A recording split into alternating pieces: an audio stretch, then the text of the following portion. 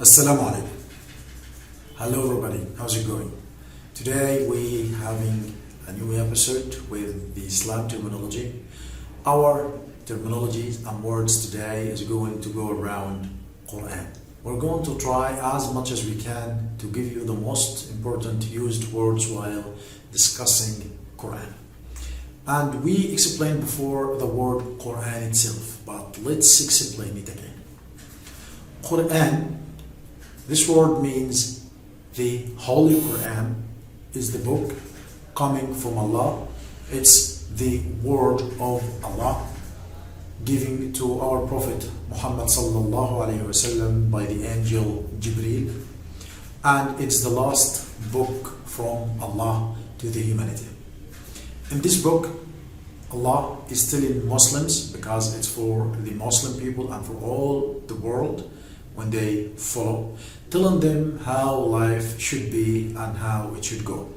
It is not leaving anything you may imagine unless it's discussed in the Holy Quran. But because we explained this before, we're not going to go deep in that. So let's start with our first word today. Our first word today is surah. Surah. Surah, some people interpreting this in English as the same as surah, and some are translating this as chapter. My advice for you, because this is not in English, is to take surah as surah. But how will you take surah as surah if you don't know already what the meaning of surah? The Holy Quran is consisted of 114 surah. The first one from the right, it's called Al-Fatiha. It's the opening of the book. And the last one in Quran, it's called An-Nas, 6 ayahs. And the first one is 7 ayahs. The biggest surah in Quran is Surah Al-Baqarah. This is the second surah from the right. And the shortest surah in Quran is called Al-Kawthar. And it's 3 ayahs. That takes us to the second word, ayah. What's the meaning of ayah? In English it means verse, or it could mean sign. But in Arabic, this word means some words Allah said, and if you put some of them together, you're going to come up with surah. So ayah in Quran could be short and could be long. It has some meaning according to the Arabic language. It could have the meaning of miracle. It could have the meaning of sign, and it could have the meaning of just ayah in Quran. And by the way, all ayahs in Quran are miraculous, because Allah challenged the kafirin to come with a Quran like this. They couldn't. With 10 surahs they couldn't. With 1 surah they couldn't. And with 1 ayah. With 10 ayahs at the beginning they couldn't. And then with 1 ayah they couldn't. Ins and jinn. Okay? Human and jinn, they couldn't do that. The longest ayah in Quran is called Ayat Ad-Dain. Ad-Dain, the debt ayah. And this is ayah number 281 in Surah Al-Baqarah. It's the longest one. And it has many shortest ayah in Quran, because sometimes ayah in Quran is consisting only of one length letter, just one. Like Noon in Qalam, like Qaf, like Sad. All this is just one letter, but it's lengthened somehow. Our next word today is the word juz. Juz. It's somehow maybe hard to pronounce this word, because you would have a little stop at the end of the word, but when you book our course, our Arabic course and our Quran course, you would be able to read it that easily, and you'd be able to read Quran very easy. Anyway, juz is a part of Quran consisting from some ayahs if the surah is very long, and from some surahs if the surah is short. How many juz in Quran? Quran is consisting of 30 juz. Okay? Surah Al-Baqarah, which is the second surah, alone is 2.5 juz, because it's very long surah. As we said, it's the longest in Quran, 286 ayah. But In the last juz of Qur'an, you will be having more than 35 surah in just one juz, because surahs are very short in that juz, the last juz of Qur'an. Okay, our next word is hizb. Hizb. Every juz in Qur'an is consisted of 8 hizb. And sometimes we use this hizb in order to divide juz equally if we'd like to read every day and to have frequent read part of Qur'an, so we need that hizb. But hizb is not one of the most important divisions, no. It's the least important because we don't give much of care to that hizb, because generally people when they read, maybe they use it as mark only, nothing more. Our next word for today is the word Bestman. Bestman. What's Bestman? Bestman, of course, is not English, this word, but the definition could have meaning in English. Bestman is to say Bismillahir Rahmanir Rahim. That's called Bestman. What's the meaning of Bismillahir Rahmanir Rahim? It means in the name of Allah, the most gracious, the most merciful.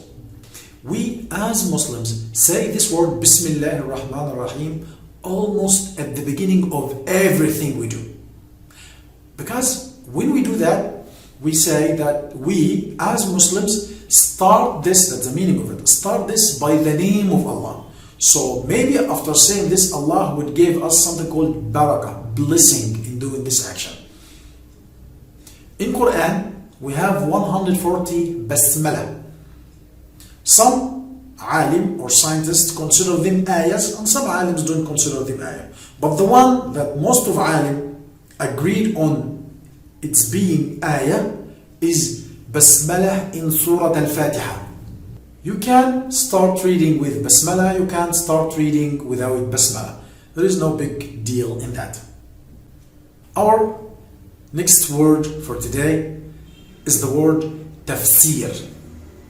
Tafsir means interpretation or giving the meaning and the intention of every ayah to understand it fully and clearly. That's called tafsir. We have many kinds of tafsir in Arabic for Qur'an. We have Al-Jalalain, we have Tafsir Al-Tabari, which is considered number one tafsir, and we have many other. And reading tafsir would give us the meaning and the intention and the target and the goal behind ayah, which is some of us don't know unless they read tafsir. The next word is called tajweed. Tajweed. And tajweed in English also doesn't have meaning because it's a science of Qur'an.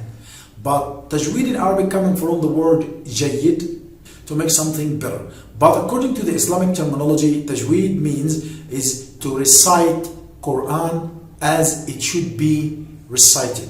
As our Prophet Muhammad sallallahu alaihi wasallam said it. The way he said it is exactly the way we should say Qur'an like it.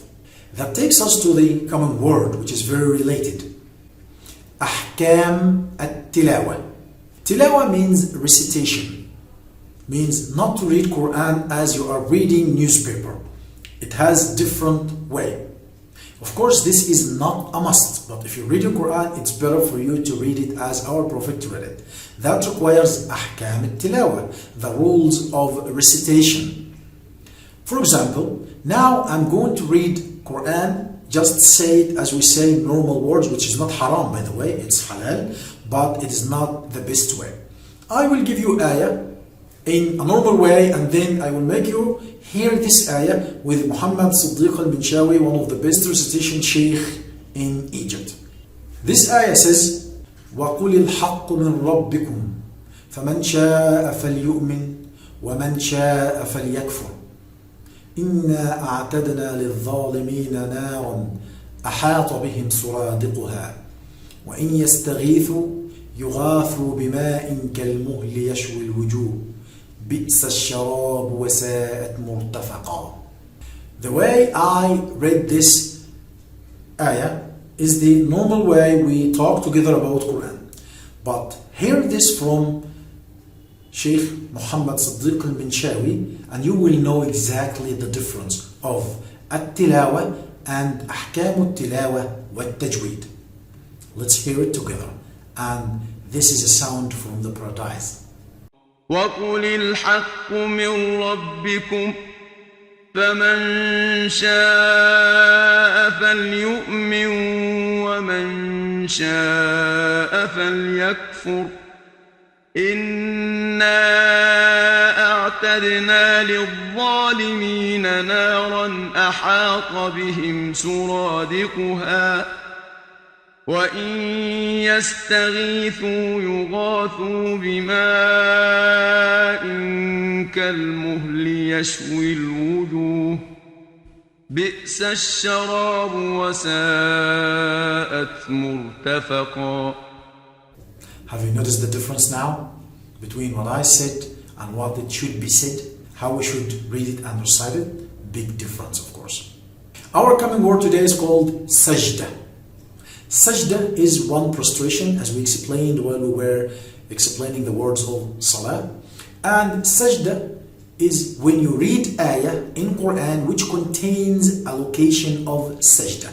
And it has this symbol here. When you see it, you have to make sujood, leave the Quran next to you and make sujood and say exactly what you say in normal sujood. And you have to know that in Quran we have 14 sajda. Our last two words today are Makki, Madani. And we had to say them together because we explained before the meaning of Mecca and Al-Madinah. Mecca is a town in Saudi Arabia where our Prophet Muhammad sallallahu alayhi wasallam was born, and Al-Madinah is the place where he made migration after Quraysh or Al-Kafirin tortured and harmed him. Surahs in Quran are divided into Surah Makkiyah, which was descended in Mecca, and Surah Madaniyah, which was descended in Al-Madinah. This is a very easy and simple difference between Makki and Madani. There are hard and more advanced categories to explain the difference between Makki and Madani, and the results we find upon knowing if it's Makki or Madani. But that needs a separate episode, inshallah, which we're going to make you understand the difference and the use of Makki and Madani. Thank you very much. I'm very happy to be your host today. If you found this useful, please don't hesitate to share and subscribe. Let other people learn about Islam. Who knows, maybe it could be your way to Jannah. Until we meet in another time, take care of yourselves and Assalamu alaikum wa rahmatullah.